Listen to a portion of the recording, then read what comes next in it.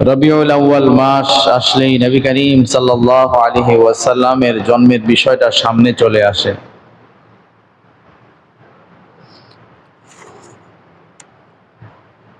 উনার এই জন্মদিন বা দুনিয়ায় উনার আগমনকে কেন্দ্র করে বিভিন্ন ধরনের বিভিন্ন প্রশ্ন জানার আগ্রহ, কিছু কর্মকাণ্ড আমাদের সামনে আসে।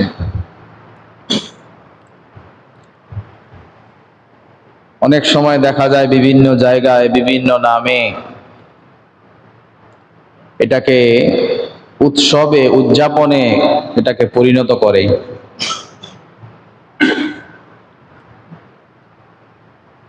এবং এটাকে নামও দেওয়া হয়েছে ঈদে মিলাদুন নবী। এরকম নামে সুনির্দিষ্ট একটা দিনে কিছু সংখ্যক মানুষ মিছিল বের করে, আনন্দ মিছিল, র্যালি বের করে। আবার কখনো কখনো দেখা যায় কোথাও কোথাও খাবার দাবারের বিশাল আয়োজন হয়। আবার এমনও হয় বিভিন্ন সময় দেখা গেছে যে কেক কাটার ভিডিও আমরা দেখতে পাচ্ছি, বিভিন্ন জায়গায় কেক কাটছে। তো এটার নাম বলা হয় ঈদে মিলাদুন নবী। আমরা জানি আমাদের ইসলামী শরীয়তে, ইসলামের ইতিহাসে, ঐতিহ্যে ঈদ এই শব্দটা বহুত একটা প্রসিদ্ধ জানাশোনা শব্দ। এটার শব্দ বিশ্লেষণ করলে অনেক আলোচনা করা যায়। এটার শাব্দিক অর্থ হলো আনন্দ উৎসব।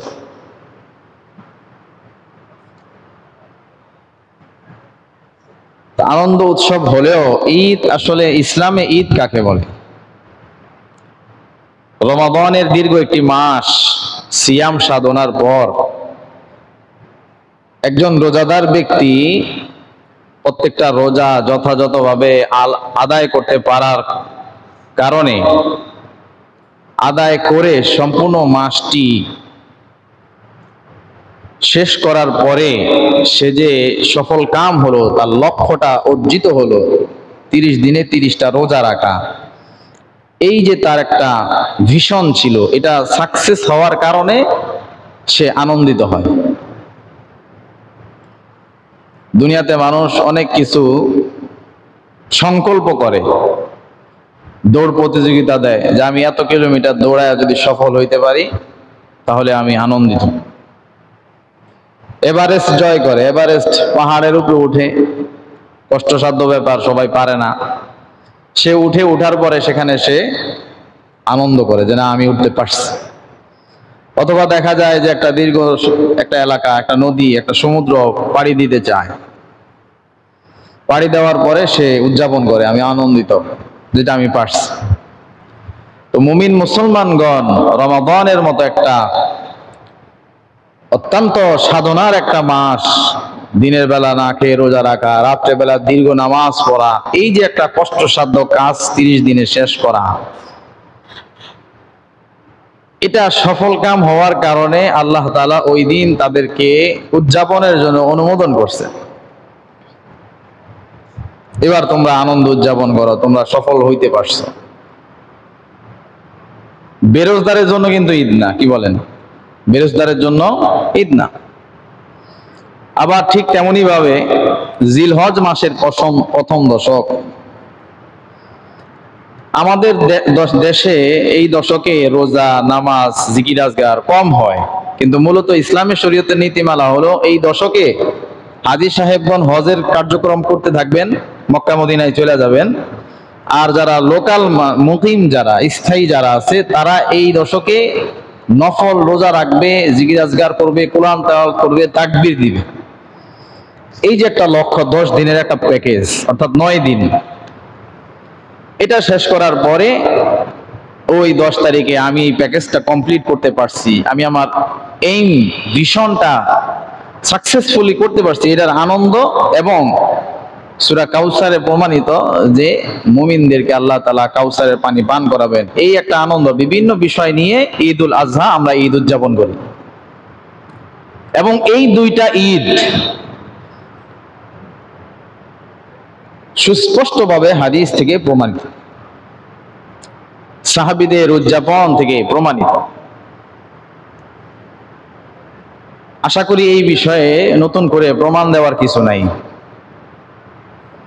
কারণ হলো এই দুইটা ঈদ কিভাবে পালন করতে হবে, খালি এই দুইটা ঈদই প্রমাণিত এতটুকু না, কিভাবে পালন করতে হবে, ওই দিনে কি কি করণীয়, কি কি করা যাবে না, কোনটা কোনটা নবীজি করছেন, নবীজি কোন কোন সুন্নতগুলি আদায় করছেন, এই সব কিছু বিশুদ্ধ হাদিস দ্বারা প্রমাণিত আছে, বর্ণনা করা আছে। ঈদের নামাজ কিভাবে পড়তে হবে, কোন টাইমে পড়তে হবে, কয় রাকাত পড়তে হবে, এটাও বিশুদ্ধ হাদিস দিয়ে প্রমাণিত। ১৫০০ বছর ধরে এটা প্রমাণিত। অতএব এই দুই ঈদ নিয়ে আলোচনা করার বেশি প্রয়োজন নাই। শরীয়ত এই দুইটাকে ঈদ বলে সুনিশ্চিত করছেন, এতে কারো ভিতরে, এমনকি যাদেরকে আমরা আহলে সুন্নাত ওয়াল জামাতরা মুসলিমদের অন্তর্ভুক্ত মনে করি না, তাদের বিশ্বাসগত কারণে, অন্য কোনো কারণ না, বিশ্বাসগত কারণে ওই শিয়া সম্প্রদায়রাও এই ঈদ পালন করে। অর্থাৎ ঈদ হচ্ছে এমন একটা স্বীকৃত জিনিস যেটা সবাই জানে। তাহলে গেল ঈদের পরিচয়, ঈদের ব্যাপারে জানাশোনা। তারপরে আসুন এই যে মিলাদ বা মাউলিদ, যেহেতু শব্দটা ঈদে মিলাদুন নবী, ঈদের পরিচয় গেল। তো মিলাদ আর মাউলিদ অর্থ কি? মিলাদ বা মাউলিদ শব্দের অর্থ হচ্ছে জন্ম বা জন্ম দিবস, যেটাকে বলা হয় ইংরেজিতে বার্থডে অথবা ডেট অফ বার্থ। এই যে জন্ম দিবসকে চিহ্নিত করা বা এটাকে উদযাপন করা, এটার প্রচলন হয়েছে কোত্থেকে? জন্মদিন উদযাপন করার প্রচলন হয়েছে পৌত্তলিকদের থেকে। পৌত্তলিক এক কথায় মোটামুটি শতাব্দীতে, সর্বযুগে পৃথিবীর ভিতরে দুই ধরনের মানুষ ছিল। এক ধরনের মানুষ ছিল পৌত্তলিক, মানে কোনো বস্তু, ব্যক্তি, যে কোনো জিনিসের পূজারী।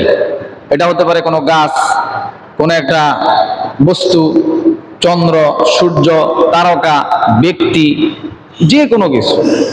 আরেক শ্রেণীর মানুষ ছিল যারা এগুলো কোনো কিছুর পূজা করতো না। এটা সর্বযুগে ছিল।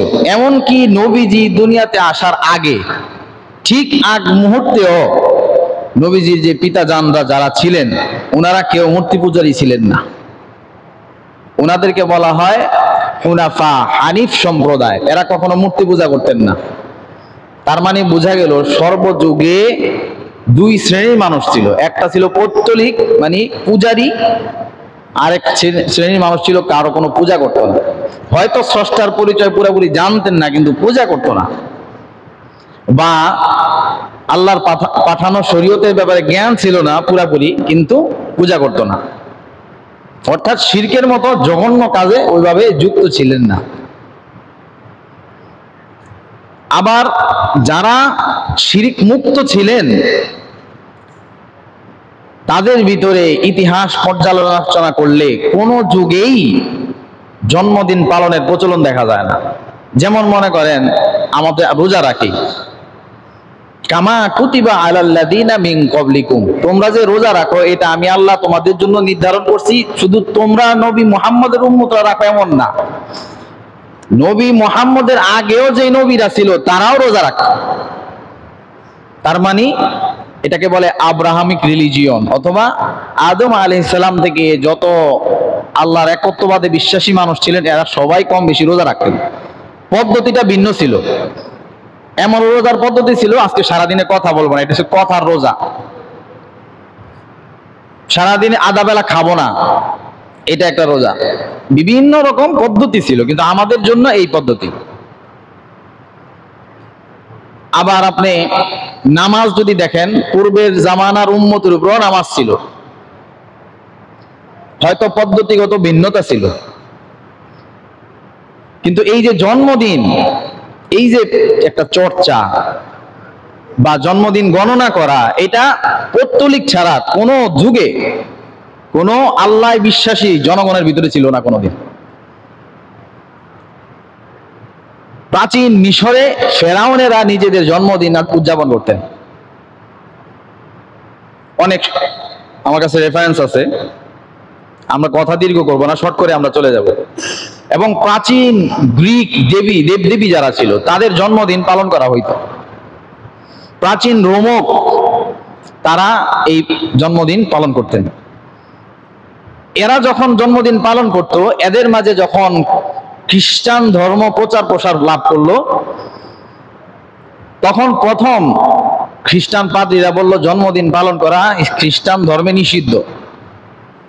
কিন্তু পরবর্তীতে দেখলো যে কাউকে আর ঠেকানো যায় না, তখন তারা করলো কি, চিন্তা করলো এটাকে ডাইভার্ট করে দেই। ঠিক আছে, জন্মদিন যেহেতু পালন করবাই, তাহলে ক্রিসমাস, যীশু খ্রিস্টের জন্মদিন পালন করা শুরু করো 25শে ডিসেম্বর, বড়দিন। কিন্তু ইন্টারেস্টিং ব্যাপার হলো, বিশ্বের প্রায় 26 কোটি অর্থোডক্স খ্রিস্টান জন্মদিন পালন করে 6 এবং 7 জানুয়ারি। বিশেষ করে রাশিয়ায় জানুয়ারি মাসে শুরু দিক দিয়ে ছুটি থাকে, আর তারা তখন এই ক্রিসমাস পালন করে।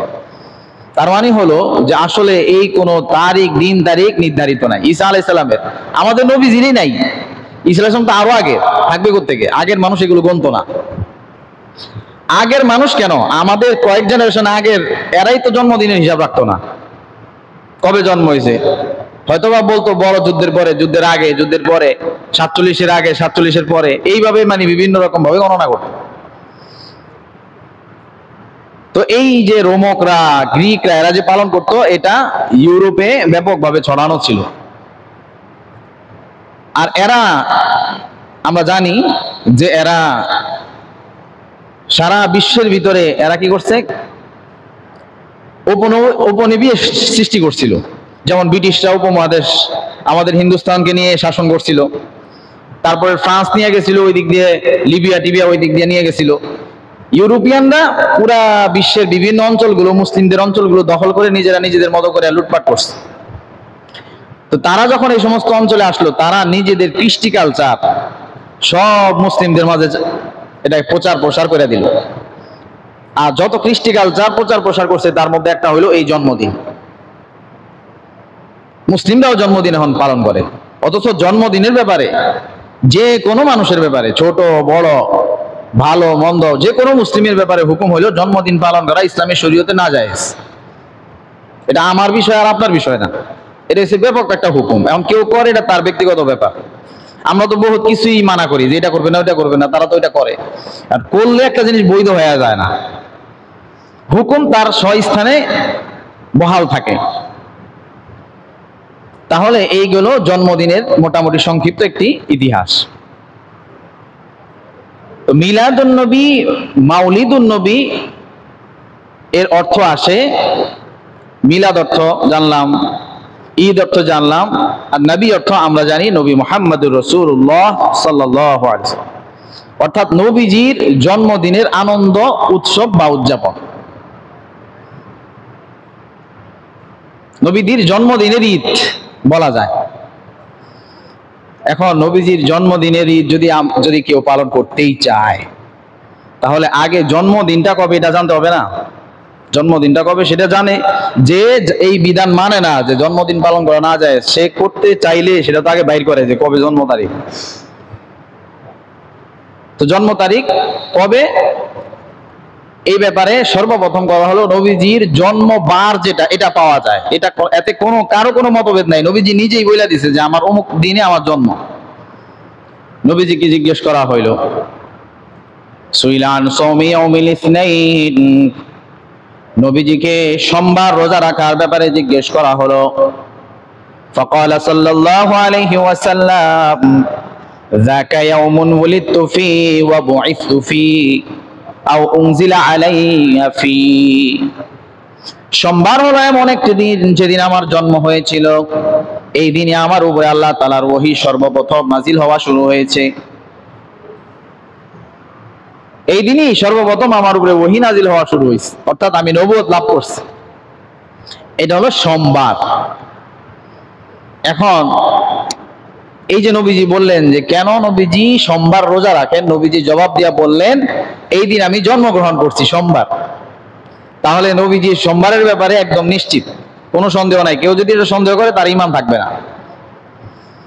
কিন্তু একটা জিনিস দেখেন, সাহাবীরা এটা জানার পরে সোমবারে নবীজি জন্মদিন পালন করছেন বা নবীজির জন্মদিনকে সামনে রেখে রোজা রাখছেন, এই যে কোনো প্রমাণ নাই।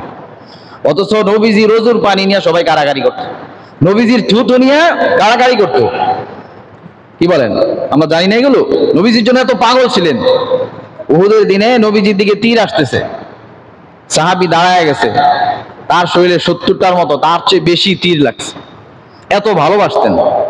এত ভালোবাসার পরেও উনারা কেউ এই সোমবারে নবীজির জন্মদিনকে উপলক্ষ করে আনন্দ করছে বা রোজা রাখছে, কিছু একটা করছে, কোনো প্রমাণ কোরআন হাদিসের কোথাও নাই।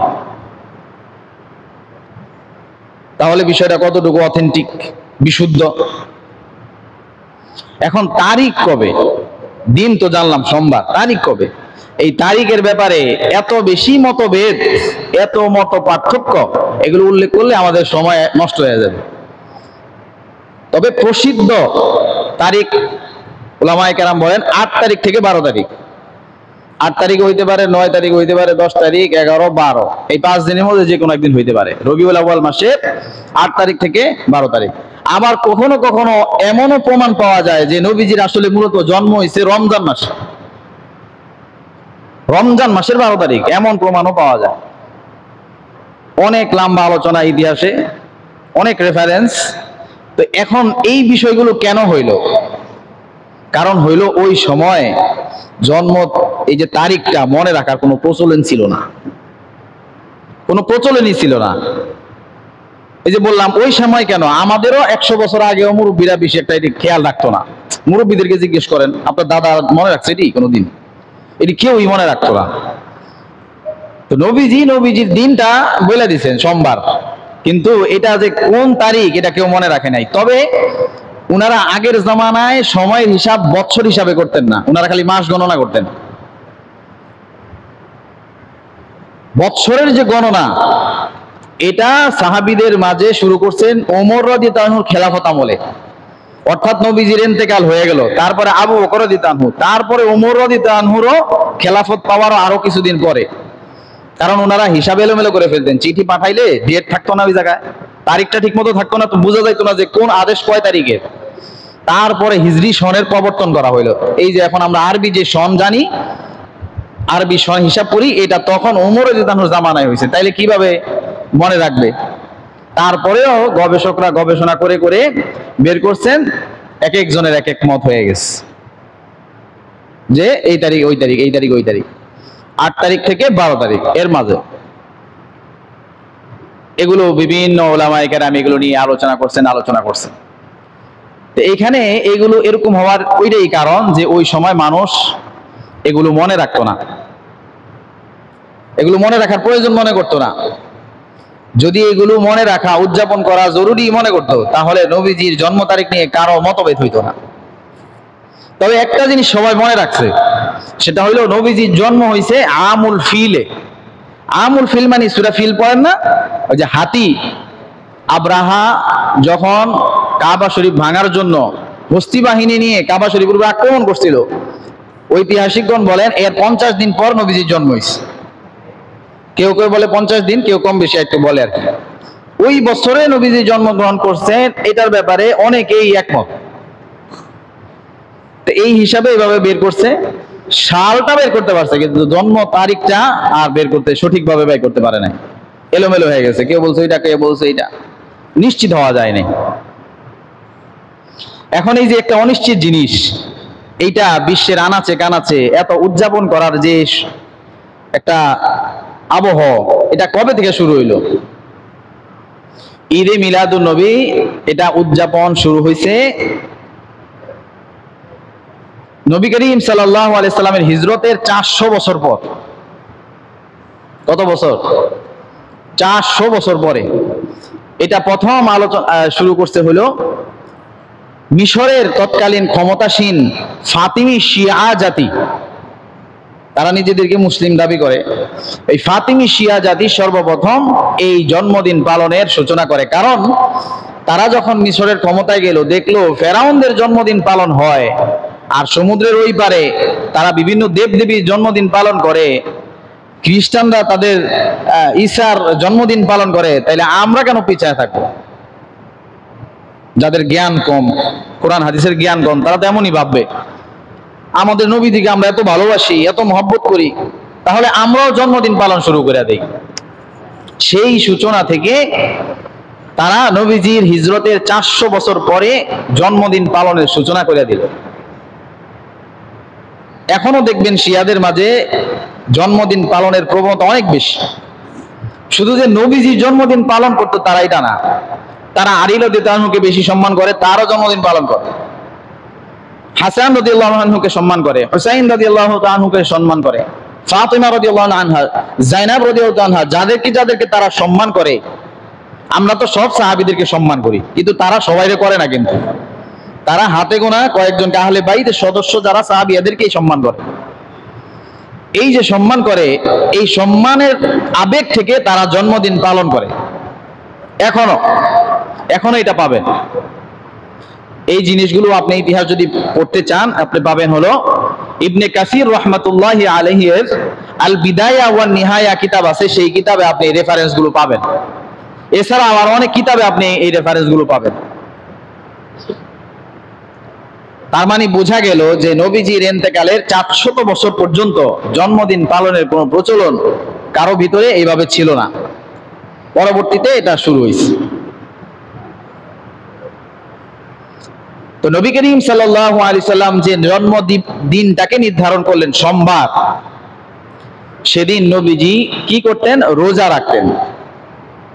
নবীজি রোজা রাখতেন, কিন্তু নবীজিকে যখন এই রোজা সম্পর্কে জিজ্ঞেস করা হইল, ফাগাদিবা রাসূলুল্লাহ সাল্লাল্লাহু আলাইহি ওয়াসাল্লাম, নবীজি রাগান্বিত হয়ে গেলেন। নবীজি এমন রাগান্বিত হইলেন, নবীজিকে আর কেউ কোনো জিনিস জিজ্ঞাসা করার মতো সাহস পায় নাই। বর্ণনাটি আছে মুসলিম শরীফের 1162 নম্বর হাদিস। এমন রাগান্বিত হইলেন। তারপরে ওমর রাদিয়াল্লাহু তাআলা আনহু নবীজির কিছু প্রশংসা করলেন, বলেন আমরা আল্লাহ তাআলার প্রতি ঈমান আনছি, তার রাসূল নবীজির প্রতি আমরা ঈমান আনছি, উনাকে আমরা মহব্বত করি। এভাবে কিছু কথা বলে নবীজিকে শান্ত করলেন। শান্ত করার পরে নবীজি যে বিভিন্ন সময় রোজা রাখেন, এগুলো এক এক করে জিজ্ঞেস করা শুরু করলেন। হে আল্লাহ রাসূল, আপনি প্রতি মাসের মাঝখানে 3 দিন রোজা রাখেন, এইটা কি একটু বলেন। তো নবীজি বললেন যে এইভাবে রোজা রাখলে এই সওয়াব। নবীজিকে আবার জিজ্ঞেস করলেন, আপনি প্রতি সপ্তাহে 2 দিন রাখেন, এইটার কি লাভ। এইভাবে জিজ্ঞেস করতে করতে এক পর্যায়ে নবীজির রোজা সম্পর্কে জিজ্ঞেস করতে করতে এক পর্যায়ে সোমবারের রোজা সম্পর্কে যখন জিজ্ঞেস করলেন, তখন বললেন উলিদতু ফীহি ওয়া বুইসতু ফীহি, এই দিন আমি জন্মগ্রহণ করেছি এবং এই দিনেই আমার উপরে আসমান থেকে ওহী নাজিল হয়েছে, আমি নবুয়ত লাভ করছি। এই যে বর্ণনাগুলো নবীজি সাহাবীদের সামনে করলেন, কিন্তু এই বর্ণনার পরে কোনো প্রমাণ পাওয়া যায় না যে সাহাবীরাও নবীজির ওই সোমবারের জন্মদিনকে উপলক্ষ করে রোজা রাখছেন। প্রমাণ পাওয়া যায় না। এমনি রোজা রাখছেন, নফল রোজা। বরঞ্চ নবীজিকে এইভাবে জিজ্ঞেস করার কারণে নবীজি আরো রাগান্বিত হয়েছে এবং সাহাবীদেরকে বলছেন যে তোমরা আমল করার ব্যাপারে বাড়াবাড়ি করবা না, নিজেরা যতটুকু সামর্থ্য অনুযায়ী তোমরা নফলে আমল করবা, এর চেয়ে বেশি করবা না। এই জন্য দেখা যায় যে রমজান মাসে নবী করিম সাল্লাল্লাহু আলাইহি সাল্লাম কিয়ামুল লাইল করছেন দীর্ঘ। সাহাবায়ে কেরাম নবীজির পিছনে কিয়ামুল লাইল পড়ার জন্য আসা শুরু করলেন। এক পর্যায়ে প্রথম দিন, দ্বিতীয় দিন, তৃতীয় দিন যাওয়ার পরে নবীজি আর নিজের ঘর থেকে বের হন না, অথবা কোনো বর্ণনায় আছে নবীজি নিজের তাঁবু থেকে বের হন না, হয়তোবা নবীজি ইতিকাফে ছিলেন। এখন সাহাবীরা গলা আওয়াজ দিতেছে, আমরা যেমন একটা মানুষকে একটা সিগন্যাল দেওয়ার জন্য আওয়াজ করি, মানে যেটাকে বলে গলা খাকারি দেওয়া আর কি। এরকম আওয়াজ করতেছে, কাশ দিতেছে, বুঝাইতে চাইতেছে আমরা আসছি, আপনি আসেন আমাদের ইমামতি করেন। তো নবী করিম সাল্লাল্লাহু আলাইহি ওয়াসাল্লাম ওখান থেকে আর বের হইলেন না। পরদিন নবীজি বললেন যে তোমরা যেভাবে আমার পিছনে নামাজ পড়তেছিলা, আমার আশঙ্কা ছিল যে আল্লাহ তাআলা এটা দেখে খুশি হয়ে যাবেন এবং তোমাদের উপর এটাকে ওয়াজিব করে দিবেন, এজন্য আমি আর বের হই নাই। তোমরা তোমাদের সাধ্য অনুযায়ী তোমরা নিজেরা নফল ইবাদত করবা, এর চেয়ে বেশি বাড়াবাড়ি করবা না। তাহলে দেখেন নবীজি বলছেন যে আমল আমরা করব, ফরজগুলো তো অবশ্যই যেটা যেভাবে সেভাবে করবো, কিন্তু অতিরিক্ত নফল করার ক্ষেত্রে আমরা নিজেদের সক্ষমতা অনুযায়ী, শারীরিক সক্ষমতা, পারিপার্শ্বিকতা বিবেচনা করে তারপরে আমরা সেটা করব। তো যাই হোক, আমাদের কথা ছিল ঈদে মিলাদুন নবী সম্পর্কে। এখন ঈদে মিলাদুন নবীর ব্যাপারে উলামায়ে কেরামের মতামত কি? অধিকাংশ উলামায়ে কেরাম, আরব বলেন আর অনারব বলেন, ওনাদের মতামত হইল ঈদে মিলাদুন নবীকে উদযাপন করা, আনন্দ উৎসব করা, সেটাকে কেন্দ্র করে হই হুল্লোড় করা, রিলিভের করা, মিষ্টি বিতরণ করা, আরো যে সমস্ত কার্যকলাপ করা হয় এগুলো বেদাতি কাজকর্ম। এখন এই কথাগুলো বললে কিছু মানুষ রাগ হয়ে যায়। দেখেন, আমরা যারা উলামায়ে কেরাম আমাদের যারা আছেন, উনারা এই কথাগুলো আপনাদেরকে রাগান্বিত করার জন্য বলেন না, বরং দুনিয়াতে একটা নিয়ম হইলো কোনো মানুষ যদি কাউকে খুশি করতে পারে তাইলে এটা তার লাভ বেশি। মনে করেন আমি আপনাদের খুশি করতে পারলাম, কথার মাধ্যমে হোক, চাল চলনের মাধ্যমে হোক, যে কোনো ভাবে হোক, তাইলে আপনি আমার প্রতি বেশি খুশি, তাহলে আমার বেনিফিটটা বেশি। কিন্তু কেন এই জিনিসগুলো বলা হয়? স্বার্থটা কার? লাভ কার? উলামায়ে কেরামের দায়িত্ব, এই জন্য উলামায়ে কেরাম এটা বলেন, দায়িত্ববোধ থেকে বলেন, অন্য কিছু না, কোনো স্বার্থ নাই। বরঞ্চ এগুলো চর্চা হইলে উলামায়ে কেরামের পকেট আরো ভারী বেশি হয়। আমি আমার বাবা দীর্ঘ ইমামতির জীবনে দেখছি, আমার বাবা যতদিন কিয়াম করছে, মিলাদ করছে, ততদিন আমার বাবা প্রচুর পরিমাণে এক্সট্রা হাদিয়া পাইতেন। আমাদের ফ্রিজ গুলো ভরে যাইতো। পুরান ঢাকার অবস্থা তো আপনারা জানেন, টিকাটুলিতে ফ্রিজ গুলো বিভিন্ন হালুয়া, রুটি, এটা সেটা দিয়া ভরে যাইতো। কত পদের হালুয়া যে দেখছি, মানে এগুলো এখন হিসাব করলো লাল, নীল, সবুজ, বিভিন্ন কালারের, শক্ত, নরম, বিভিন্ন পদের। কিন্তু আমরা এটা কেন বলি? আমরা আসলে কারো স্বার্থে এটা বলি না।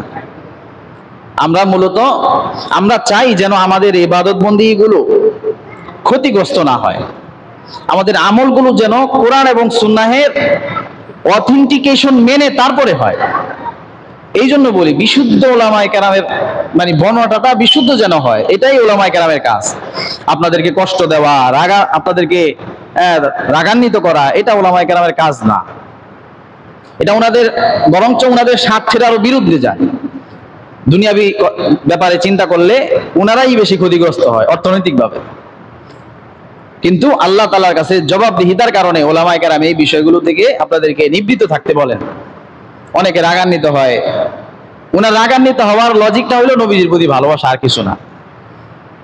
এখন সমস্ত জিনিসে নবীজিকে ভালোবাসার পদ্ধতি, সাহাবীরা ভালোবাসতেন, এটা আমাদের কাছে একটা দৃষ্টান্ত আছে না, যে সাহাবী রাদিয়াল্লাহু আনহুমগণ নবীজিকে কিভাবে ভালোবাসছেন, আমাদের কাছে দৃষ্টান্ত আছে। আমরা ওই দৃষ্টান্ত জেনে শুনে তারপরে আমরা কি করব? নবীজিকে ভালোবাসব। সহজ হিসাব, আপনি যদি বিদআতকে চিনতে চান, আমি আপনাকে একটা সহজ ফর্মুলা দিয়ে দিব। সহজ ফর্মুলা হলো, আপনি নামাজের সাথে একটা ইবাদতকে মিলাইলেই বুঝতে পারবেন যে ওই ইবাদতটা ইসলামে অনুমোদিত কিনা। যেমন মনে করেন, প্রথম হইল নামাজের অস্তিত্ব, নামাজ নামক কোন ইবাদত ইসলামে আছে কিনা। তা আপনি পাইলেন আছে, তারপরে আপনি নামাজটা কখন পড়বেন এই কোন নীতিমালা ইসলামে আছে কিনা, আপনি যখন খুঁজবেন তখন এটা আপনি পাবেন। অর্থাৎ কি, কখন, কিভাবে, কোন পদ্ধতিতে, এই ধরনের। আবার কতটুকু করবেন, কয় রাকাত নামাজ পড়বেন, এই পদ্ধতিটাও কি ইসলাম দ্বারা নির্ধারিত, সুনিশ্চিত করা। এইভাবে যখন আপনি নামাজের সাথে যে কোনো একটা ইবাদতকে মিলাবেন, তখনই আপনি দেখতে পারবেন যে ওই ইবাদতটা, ওই কাজটা কতটুকু শরীয়ত অনুমোদিত। অথবা যদি আপনি রোজার সাথে মিলান, সেটাও আপনি পারবেন। অর্থাৎ ইসলামের নামাজের বিধান কেউ তো অস্বীকার করে না। অস্বীকার করে? কেউ অস্বীকার। রোজার বিধান কেউ অস্বীকার করে না, হজের বিধান কেউ অস্বীকার করে না, যাকাতের বিধান কেউ অস্বীকার করে না, করতে পারবে না, করলে তার ঈমান নষ্ট হয়ে যাবে। তো যেই ইবাদত গুলো, এগুলোকে কেউ অস্বীকার করে না, আপনি ওই ইবাদত গুলোর কিছু নীতিমালার সাথে মিলাইলে আপনি বুঝতে পারবেন যে কোনটা করণীয়, কোনটা আসলে করা যাবে না। এখন নামাজ একটা ইবাদত, রোজা একটা ইবাদত, এটার অস্তিত্ব কোরআন হাদিসে আছে। নবী আল্লাহ তাআলা বলেন ওয়াকিমুস সালাহ ওয়া আতুজ যাকাত, সুমু ফি শাহরি রমাদান, এভাবে বলছেন। এখন মিলাদুন নবীকে যদি কেউ উদযাপন করতে চায়, তার অস্তিত্বটা আগে পাইতে হবে না? কোরআন এবং হাদিসে কি বলেন? নামাজ যেরকম অস্তিত্ব আছে, যাকাতের অস্তিত্ব আছে, হজের অস্তিত্ব আছে, ওটারও তো অস্তিত্ব থাকতে হবে। এটা কি অস্তিত্ব পাওয়া যায়? পাওয়া যায় না। আবার কখন করতে হবে?